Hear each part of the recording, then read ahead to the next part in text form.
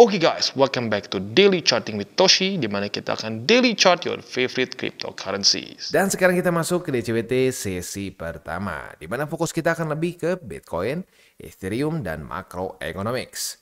Seperti yang kita bisa lihat di sini, dalam 24 jam terakhir terjadi rally tipis sebesar 0,25% dengan total market cap di angka 3,29 triliun US dollars. Untuk BTC sendiri kita bisa lihat di sini 0,71% peningkatannya dalam 24 jam terakhir. Dan sebenarnya yang lebih serem adalah ini nih ya, candlenya. Dia membuat doji ya. Ini menunjukkan apa? Menunjukkan bahwa market kemungkinan besar masih bingung nih, yang menang yang mana nih ya. Dan buat yang kemarin udah panik, wah udah nih Bitcoin hancur ya. Ingat, ini daily candle ya. Close-nya per 24 jam sekali. Sebelum dia close, udah jangan bikin analisa yang aneh-aneh, jangan panik dulu gitu ya. Dan lo bisa juga di sini akhirnya balik lagi ke atas. Nah, tapi kita nggak bisa pungkiri secara struktur it's not good ya, it's not bullish begitu, karena sini terbentuk low, ini lower high. Nah, lower high ini juga EMA20 ini cukup ganas kemarin. Jadi ya tinggal kita lihat aja ya, duelnya masih belum selesai. Kita lihat mana yang menang, MA20 atau 91.906 begitu. Ya nggak usah tebak-tebakan. Wah, pasti drop. Enggak, pasti reclaim. Gak ada yang pasti ya. Kita tunggu aja. Tugas kita bukan bakar menyan. Tugas kita adalah bereaksi saat kalau dia breakdown atau dia reclaim. Begitu ya. Oke, selanjutnya ya kita mungkin akan lihat dulu di weekly ya. Untuk di weekly kemarin gua hari Senin lupa bahas ya, bahwa sudah terbentuk lower high. Begitu. Jadi terbentuk low, lower high. Nah, kalau sampai terbentuk lagi lower low, nah itu ada possibility kita bisa sampai ke BSP ya. Ya, tapi at the end of the day kita lihat dulu aja ya. Kita lihat dulu aja lower, kalau sampai terjadi lower low bisa sampai sedalam apa. Karena ya kalau di weekly-nya misalkan MA20-nya bisa dipertahankan, bisa reclaim, dan ya we'll never know. Taunya tanggal 20-an si Trump naik, bukan selling the news ya, taunya malah jadi malah bikin market pump, ya we'll never know juga. Jadi intinya sih jangan kita tebak-tebakan lah begitu ya. Karena tebak-tebakan itu nggak tahu kenapa sepaket ya, itu udah kayak paket hemat sama all in sama pakai uang panas tuh nggak tahu lah. Ya mungkin memang mungkin mindset ya, makanya gue bilang berkali-kali mindset itu lebih penting dibandingin lu TA atau fundamental begitu. Nah, mindset orang yang tebak-tebakan tuh seringnya seringnya all in pakai duit panas. Ya mungkin karena secara mindset orang yang tebak-tebakan tuh mirip kayak judi begitu. Karena judi kan tebak-tebakan banyaknya ya. Judi yang kasarnya pakai otak kan poker gitu ya, lalu bakarat itu kan nggak tebak-tebakan, itu dia menghitung statistik. Tapi ya rata-rata orang ya, yang mental pejudi gitu kayak slot cuma dipencet-pencet doang, itu kan nggak pakai taktik gitu. Ya udah, itu nggak pakai taktik, nggak pakai analisa, udah aja klik siapa tuh hoki gitu kan. Nah mungkin itu juga yang ngebuat kenapa orang yang di market yang tebak-tebakan itu ujung-ujungnya jadi kayak mental pejudi juga begitu. Nah buat lo yang mungkin merasa bahwa waduh, iya nih bang, mental gue masih pejudi, harus cepat mungkin diubah. Dan sudah banyak orang yang mengubah mental pejudi mereka, barang-barang TCI, dan ujung-ujungnya dari boncos lagi, sekarang pelan-pelan mulai profit. Bahkan ada beberapa yang minus dari April Maret, sekarang malah udah profit. Begitu ya. Tapi suka nggak suka harus konsisten gitu. Jadi jangan cuma sehari aja deh, kita lihat sehari berhasil atau enggak. Nggak bisa ya, nggak bisa. Jadi ingat tidak semua orang yang tidak semua orang yang konsisten itu menang, itu nggak selalu ya. Tetapi semua orang yang menang ya, seorang pemenang itu semua konsisten.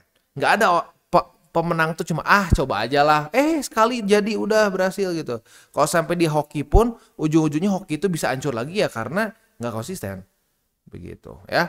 Oke, next kita masuk aja langsung ke indeks dolar. Indeks dolar melemah dan sepertinya akan retest ke 109,251 untuk bukan DXY tapi BTCD akhirnya berhasil keluar juga dari BSB setelah bertahan berapa lama di dalam ya, dikocok-kocok di dalam dari tanggal 6 Januari sampai tanggal 12 ya, 6 harian, dan akhirnya membuat search yang lumayan dan daily close di atas dari BSB.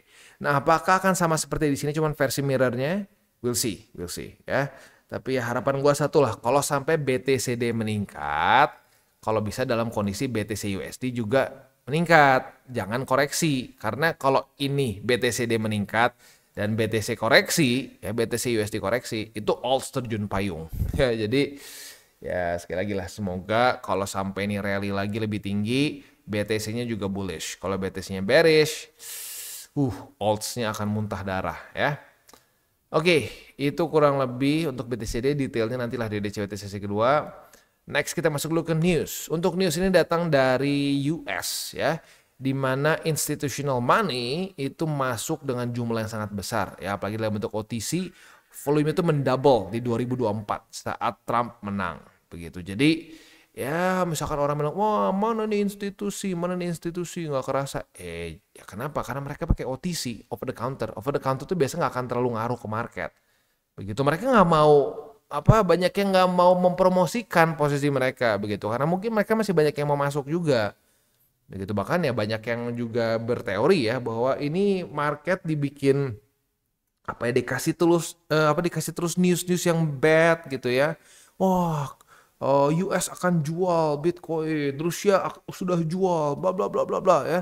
Bertubi-tubi ya Joe Biden dan kawan-kawannya. Apakah ini teori konspirasi? Ya, teori konspirasi bahwa para global elite ini berusaha untuk menahan dulu harga Bitcoin sebelum lanjut begitu. Maybe karena datanya menunjukkan bahwa uang-uang institusi ya itu lagi masuk, malah itu lagi masuk ke market gitu. Dan ya normal-normal aja sih kalau lu pribadi, misalkan lu pengen beli satu barang, kalau bisa sebelum naik harga dong. Nah ya mungkin juga mereka mencoba untuk manipulasi dengan media, karena ada beberapa yang komen gitu kemarin ya, bang ini gila sih menurut gua gitu ya, menurut gua ini mereka berkonspirasi nih supaya nahan harga Bitcoin. Soalnya terlalu bertubi-tubi, ya serius. News after news after news, bearish. Gitu loh, ya. Kayak nggak natural gitu, ya. Tapi apapun itu semua bisa dimitigasi ya dengan cara apa? Terus di CA. Turun akumulasi kayak kemarin nih ya, BTC. Wah, mantep nih dapat 2 tempat. Ya akumulasi gitu. Jadi akhirnya yang menang adalah orang yang konsisten akumulasi gitu ya. Oke, next kita masuk ke economic calendar. Hari ini ada data penting di jam 8:30. 8:30 kita keluar data PPI. Jadi siap-siap buat lu yang punya posisi futures dekat-dekat jam 8:30, pertimbangkan untuk tutup posisi just in case volatility-nya tidak bersahabat ya. Oke, next next. Untuk kemarin kita bisa lihat ya bahwa kemarin tuh nggak ada data penting. Jadi kemarin pure TA berarti ya udah dia ke reject, panik, tapi supportnya nahan begitu ya.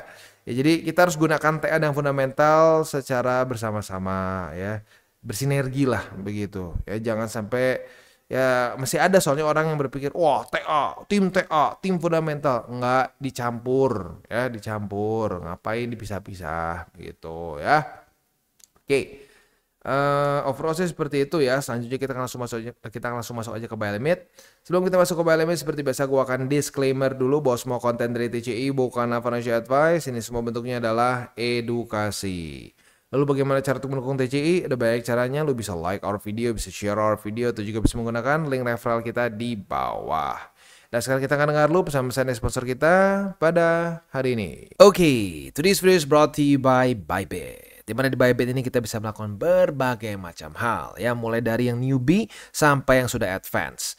Buat mungkin lo merasa bahwa aduh bang, gue masih nggak ngerti nih TA, gue masih nggak ngerti charting dan seterusnya, tapi pengen akumulasi, pengen DCA murni, bisa lo tinggal masuk ke sini one click buy, dimana lo bisa pilih lo mau pakai apa ya fiatnya, lo tinggal pilih juga asetnya apa ya. Misalkan lo pengen akumulasi BTC, misalkan setiap hari Senin jam 7 pagi, misalkan gue pengen akumulasi BTC sebesar Rp100.000 misalkan ya, lu bisa langsung lakukan di sini. Bisa peer to peer, bisa Dana, Bank BRI dan lain-lain. Ini gila ya, bisa pakai BCA Mobile dan seterusnya. Jadi Bybit ini memang cocok banget buat orang-orang yang tinggal di Indo ya, bisa langsung pakai bank-bank yang memang sudah biasa kita pakai di Indo ya.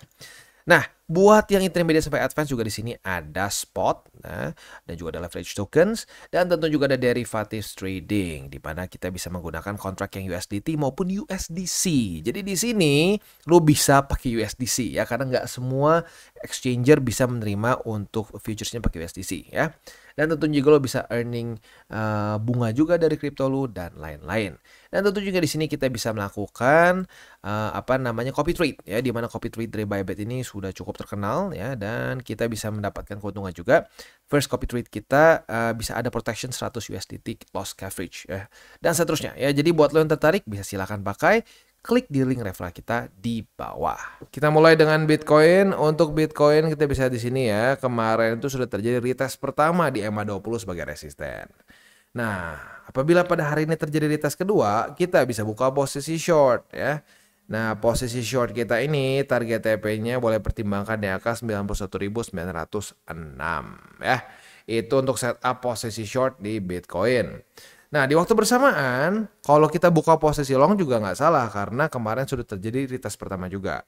Nah, jadi hari ini kita bisa possibility 2 posisi nih ya. Dan yang paling ideal seperti ini. Retest kedua, kebuka posisi short, kena target TP, kebuka juga posisi long, dan balik lagi ke EMA20. Begitu ya. Jadi sekali lagi, posisi long kita, target TP-nya dibalik di EMA20 ya. Tinggal kita balik saja logikanya, karena target TP dari posisi long biasanya adalah resisten, dan target TP posisi short adalah ya support, begitu ya.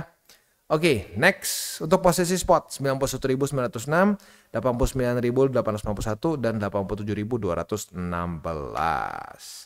Next kita masuk ke Ethereum. Untuk Ethereum tidak sebagus BTC ya.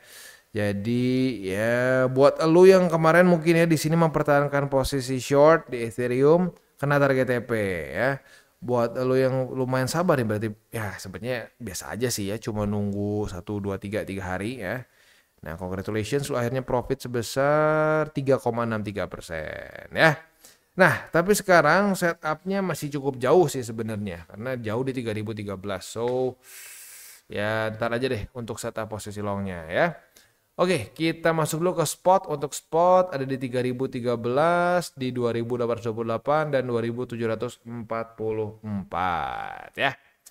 Oke, reminder lagi, nanti malam jam 8:30 kita akan keluar data penting PPI. Ya, ini PPI itu sebenarnya hubungannya sama inflasi ya. Inflasi sepertinya ya. Yes, ya sama-sama inflasi. Jadi mirip-mirip kayak CPI, cuman cara ngitungnya rada beda lah ya. Ada CPI, ada PPI, ada PCE, dan lain-lain lah, begitu ya. Nah, sebelum kita tutup DCWT sesi pertama ini, gue gak akan bosan-bosan mengingatkan untuk para newbies, ya, akan semakin banyak orang-orang yang bikin lu bingung di market, gitu ya.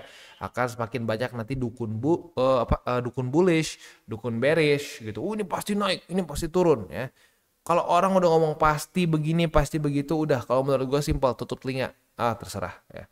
Tapi kalau bentuknya analisa ya, itu nggak masalah. Mau dia analisanya lebih ke bearish, mau ke bullish nggak apa-apa. Tapi kalau cuma orang ngomong, oh ini pasti begini, pasti begitu, lu nggak akan dapat apa-apa. Serius, lu nggak akan dapat apa-apa dari bacotan mereka. Begitu ya. Orang-orang yang tipe kalau ditanya, kenapa kayak gitu? Marah-marah. Wah, lu aja nggak percaya, lu aja bego, lu aja nggak tahu gitu ya. Nah itu udah hapus aja orang-orang kayak gitu ya. Karena suka nggak suka, ini akan semakin banyak ya, dan apalagi nanti saat sudah masuk ke altcoin season, liquidity udah semakin besar, udah deh itu akan numpuk ya, banyak sekali. Gue pernah cerita dulu beberapa kali ya, di 2021 tuh waktu lagi peak-peaknya, lagi liquidity itu sangat ekstrim, itu ada influencer di luar negeri sampai ngomong kayak gini. Waktu itu Doge tuh masih kayak 70 senan lah seingat gue ya. Nah, berarti ya kasarnya double dari ini, bahkan lebih ya, double dari ini ya. Nah, jadi di masa itu ada yang ngomong, kebayang gak? Dogecoin itu belum $1. Kebayang kalau harganya udah sama kayak BTC satunya. Gimana caranya? Itu market cap dia harus berapa kali lipat emas untuk bisa dia jadi harganya sama kayak BTC. Nah, jadi akan semakin banyak orang-orang yang tidak mengerti, yang bukan bidangnya. Dia mungkin pertama kali aja dia hoki-hokian beli meme coin, terus ngepump, terus dia ngerasa pinter. Dan itu gue lihat sendiri di beberapa teman Sato. Ya Sato nggak pernah mau bilang itu teman sih, dia bilang cuma acquaintance, gue cuma kebetulan aja tahu seangkatan gitu, tapi gue nggak mau jadi teman tuh orang ya. Ya jadi ya gitu, banyak orang yang wah dia tuh jackpot dapat sekali meme coins, wah udahnya kayak so tau banget gitu ya, wah kripto tuh begini begini begini. Sekarang kemana? Minus. Dari profit dia ribuan persen minus sekarang. Nah ya itu akan semakin banyak orang-orang yang merasa mereka jenius karena everyone is a genius di bull market. Kalau lu mau ngelihat seseorang tuh punya skill atau enggak di bear market, mereka dapat bottom enggak? Ya, mereka bisa akumulasi di tempat yang tepat enggak? Begitu. Karena kalau cuma beli di tempat di market yang semua naik sih itu gampang. Begitu. Serius gampang. Ya jadi hati-hati, akan semakin banyak nabi-nabi palsu, semakin banyak dukun-dukun yang wah mengklaim ABC ya. Dan ya itu memang sepaket dengan liquidity begitu, nggak bisa dipisah-pisah begitu. Kalau makanan kan masih bisa nih sepaket, nggak mau, gua nggak mau makan ini nggak bisa, lo harus makan semua begitu ya. Nah tinggal kita jadi filter bagi diri kita sendiri begitu kan. Gue udah sering bilang ya, di zaman modern seperti ini informasi tuh udah nggak berharga karena terlalu banyak informasi ya. Kalau lu masukin semua informasi yang lu dapat dalam sehari, itu lu akan bingung sendiri karena akan banyak informasi yang kontradik begitu. Nah makanya yang penting di masa-masa modern seperti ini, internet apalagi pakai AI ya, yaitu kita punya filter. Kita bisa membedakan mana yang emas, mana yang tai gitu loh. Ya karena sama-sama ngambang nih, ya sama-sama ngambang di sungai gitu ya. Kalau kita nggak punya filternya, tai kita pikir emas. Begitu ya. Oke, kita tutup dengan 3 golden rules. Jangan pakai uang panas, jangan over leverage, berpikirlah jangka panjang ya. Dan yang terakhir adalah salam tabur tuai. Apa lo tabur akan lo tuai, jadi taburlah sebanyak mungkin hal baik. Oke guys, jadi itu adalah akhir dari segmen DCWT kita pada hari ini. Dan jangan lupa bagi kalian yang merasakan manfaat dari segmen ini, jangan lupa untuk share ke teman-teman kalian. Dan apabila lu pengen mensupport channel kita ya TCI, jangan lupa untuk menggunakan link referral kita di bawah. Nggak wajib ya, tetapi apabila lu menggunakan link referral kita di bawah, ada macam-macam ya, dari Bybit, Huobi, Maxi, toko kripto dan banyak lagi ya. Ya walaupun nggak wajib, tapi kalau menggunakan link referral kita, lu secara langsung membantu perkembangan dari TCI. Dan satu lagi, jangan lupa juga untuk join Telegram group kita, di mana kita bisa ngobrol-ngobrol santai mengenai dunia cryptocurrency secara 2 arah. So, jangan lupa untuk like, subscribe, click the bell icon, and see you on the next video.